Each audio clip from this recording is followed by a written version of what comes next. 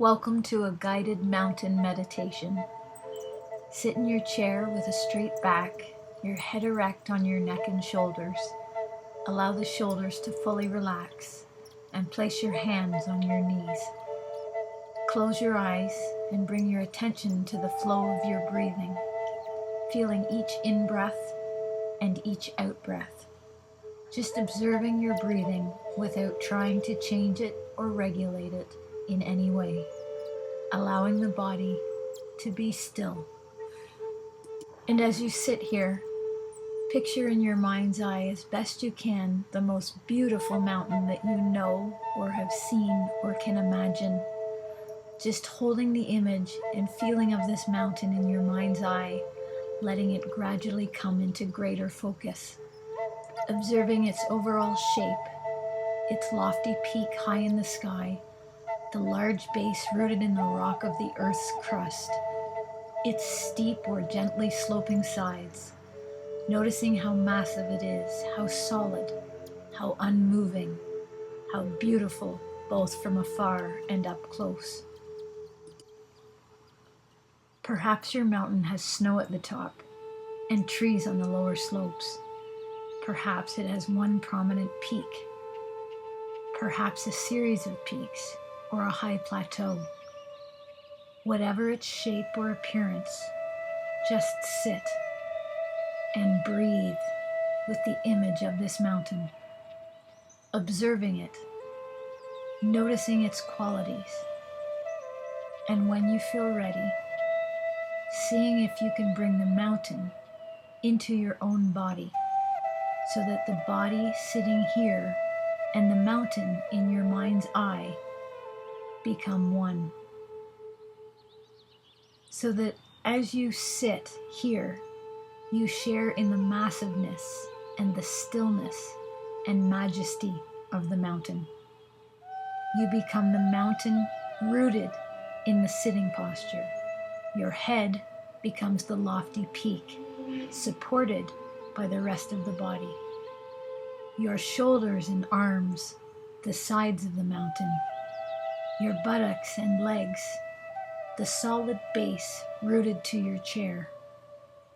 Experiencing in your body a sense of uplift from deep within your pelvis and spine, with each breath as you continue sitting, becoming a little more a breathing mountain, unwavering in your stillness, completely what you are, beyond words and thought, a centered, rooted, unmoving presence. Now, as you sit here, becoming aware of the fact that as the sun travels across the sky, the light and shadows and colors are changing virtually moment by moment. Night follows day, and day follows night. A canopy of stars, the moon, then the sun. Through it all, the mountain just sits, experiencing change in each moment, constantly changing, yet always just being itself. It remains still as the seasons flow into one another and as the weather changes, moment by moment and day by day. Calmness abiding all change. In summer, there's no snow on the mountain, except perhaps for the very peaks.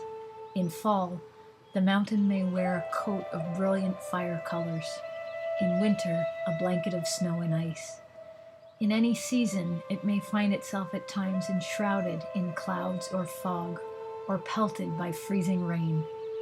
People may come to see the mountain and comment on how beautiful it is, or how it's not a good day to see the mountain. None of this matters to the mountain, which remains at all times its essential self. Clouds may come and clouds may go.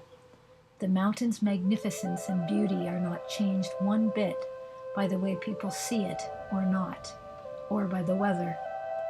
Seen or unseen, in sun or clouds, broiling or frigid day or night, it just sits, being itself, at times visited by violent storms, buffeted by snow and rain and winds of unthinkable magnitude.